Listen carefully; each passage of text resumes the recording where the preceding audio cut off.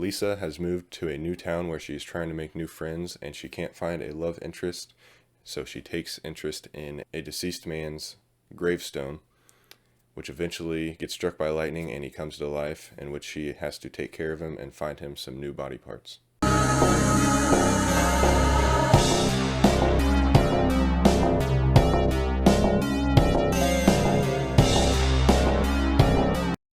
What's going on, guys? Welcome back to the channel. Today we're going to be looking at Lisa Frankenstein, released in 2024 and directed by Zelda Williams. Now, I went to go see this because I wanted to kind of put January in the past.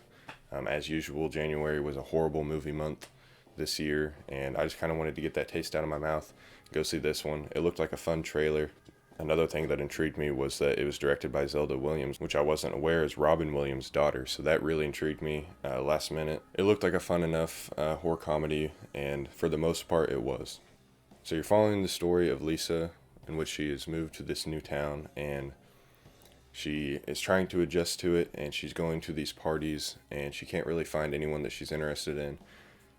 At the beginning of the movie, she kind of hooks up with this guy that is being nice to her at a party because she gets a spiked drink, and he ends up being an asshole and is trying to use her for sex, and she kind of goes off, and the only connection she can really make is between this deceased man's gravestone that she finds in an abandoned graveyard that she grows a liking to in this town.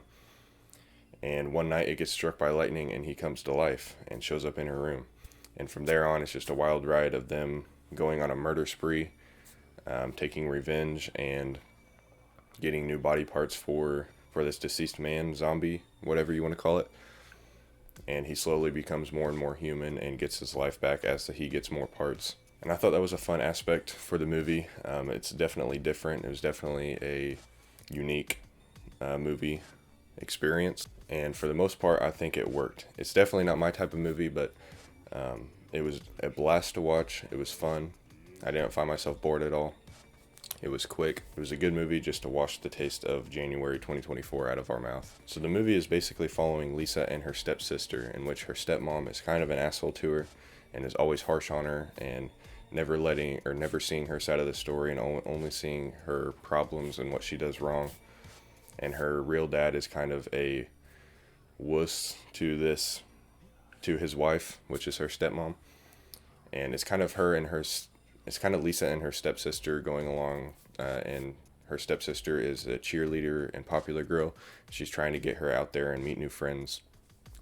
And nobody really understands Lisa, and she's just trying to find a interest in somebody. So when this zombie comes back to life, she's basically taking revenge on everybody that was an asshole to her.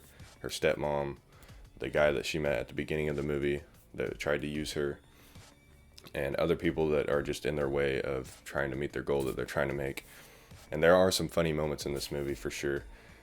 Not my type of comedy, like I said, but still, I found some funny moments in this movie. And for a first-time watch of Zelda Williams, I had no idea that she was a director at all. For her director debut, I believe this is her director debut. I thought it was very good. It was very well directed. I thought it was a very well-written movie. I'm not sure if she wrote it or not, but I thought it was a very well-written movie, and it was directed very well. It moved along at a very good pace. It was quick, didn't stick around too long. It hit the punches of the jokes and moved on. And that's what a good horror comedy does. And I thought there were some decent kills in this movie. I do wish it would have went a little bit more with the kills and the gore. I think it would have benefited the movie very well, because there are some gnarly kills in here. They just don't show everything that you would usually see in a regular rated R horror movie. So I think if they would have took that step over the line and made this more of a rated R horror movie and went for the gore, I think it would have just made this movie that much better and more enjoyable for viewers like me that aren't really into the horror comedy genre, but can still enjoy it. And I think if the gore was there, I would have enjoyed it a lot more than I already did. And it has a cool high school feel to it. It's definitely taking that teenage coming of age story, and I like the high school feel of it.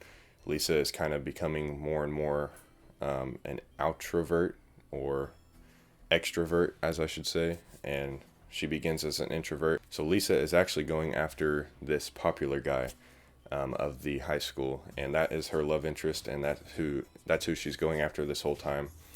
Even after the undead guy comes back, she's kind of asking him for advice, even though the undead guy is like in love with her, and she's not aware of it yet.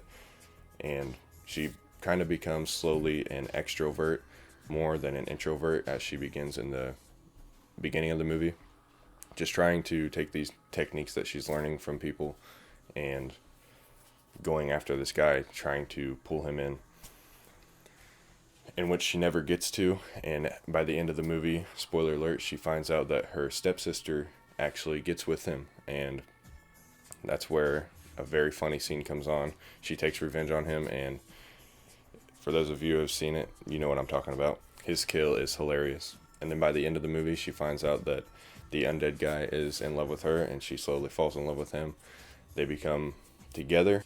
And another cool aspect of this movie is that they use a tanning bed, like a broken tanning bed that has electrical issues, as kind of like Frankenstein's science table or electric machine that he used in the older movies. They kind of use this tanning bed as like a life rejuvenator. Every time the undead guy gets a new part, he goes in this tanning bed, gets shocked, and then whatever part that they added is now a working part of his body.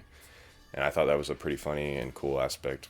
I think it worked for the type of movie that this was. And by the end of the movie, it's pretty funny when they do come together and become a thing, and she gets him a new part of his body that I won't say out loud, but it's pretty funny by the end.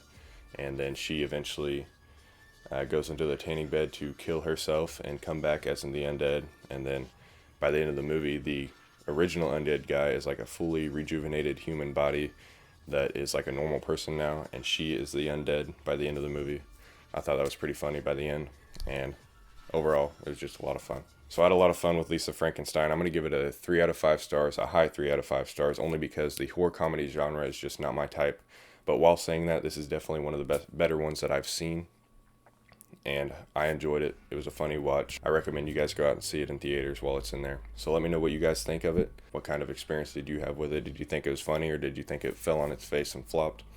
Let me know down in the comments. We can have a discussion about it. Thank you guys for watching.